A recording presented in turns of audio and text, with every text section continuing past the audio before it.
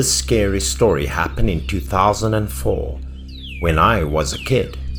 That year I got chickenpox. My parents asked the teacher to let me stay at home, not having to go to class. But that time my parents had to go to the city for a week. Before leaving, they told me not to leave the house lest I infect other children. Even though I didn't want to, I had to stay at home, just hoping for a quick recovery. I thought to myself, so I have to stay at home until this chickenpox is completely cured? I was contemplating whether to sneak out or not when I heard my grandmother call. She told me not to go out, then asked me to come in to eat dinner.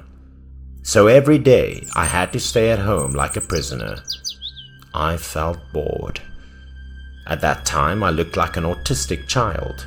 I had to play alone in the front yard.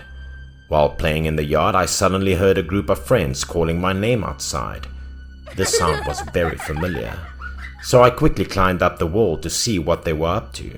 I climbed up the wall and saw my friends. They were planning to spread their nets to the river to catch fish.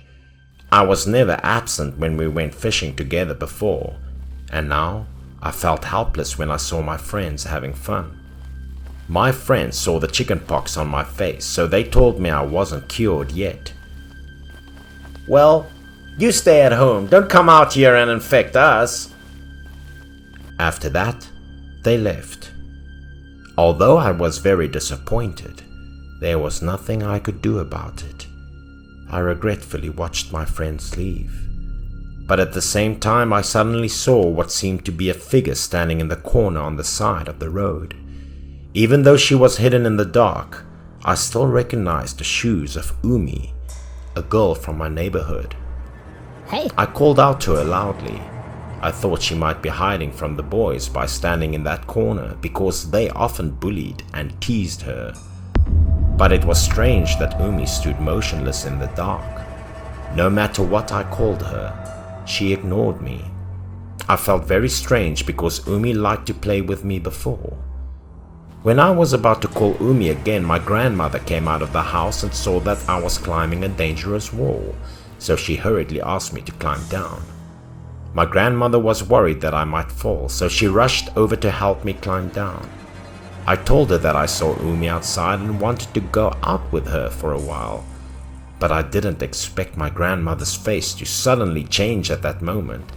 She took me into the house, told me to turn on the TV to watch. She didn't even let me play in the yard anymore. Coincidentally, Umi's grandmother also came to our house that night.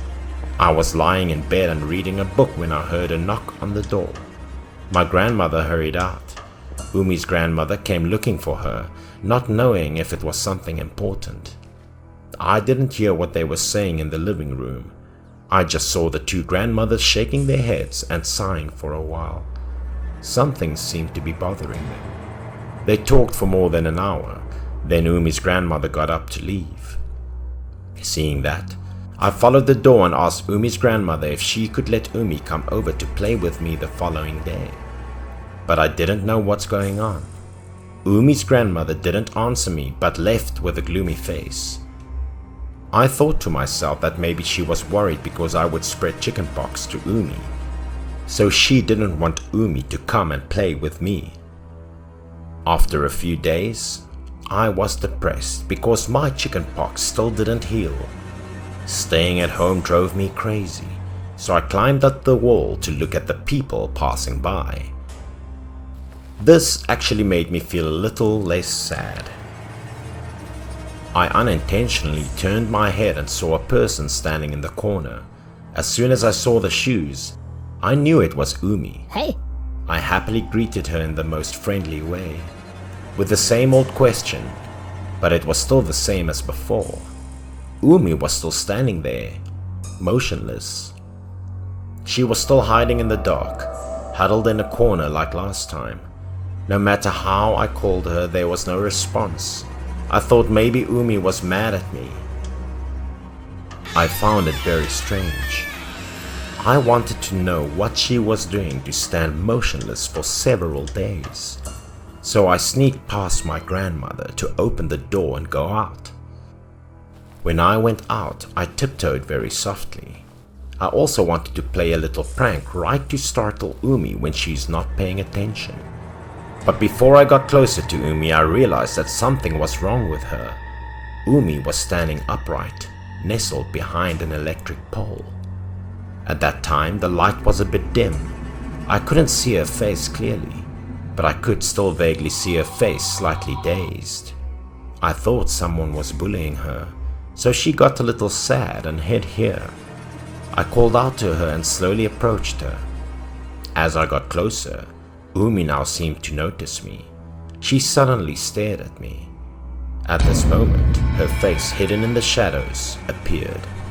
But when I got a good look at her, I was scared to pee in my pants. I saw that one side of Umi's face was gone, and there was a big hole in it. I had never seen such a horrible sight. I was so scared that I was speechless.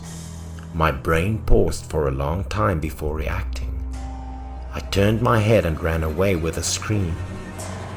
I knew it wasn't Umi. Definitely not Umi. I ran home lifelessly, Umi still standing there and not chasing me. I was so scared that I could only hide in bed, and I had a high fever that very night. Because I had high fever, my mother also came home quickly. That night, both my grandmother and mother were very worried about me.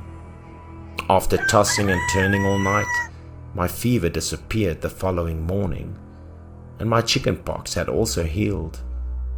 Seeing that I was okay, my mother and grandmother were relieved. I quickly told them that I had seen Umi's terrible face yesterday. Grandma said that when I got chickenpox, my father took me to the hospital for a checkup. Umi had waited for me in that alley. She wanted to wait for me to come back to play with her. But suddenly, there was a truck turning in. The driver took the wrong road because of drunkenness. Therefore, he drove the car into a narrow alley. The driver failed to control the speed, and Umi was too scared not to get out in time, so she died under the wheel. When Umi died, her head happened to be sandwiched between the front of the car and the wall.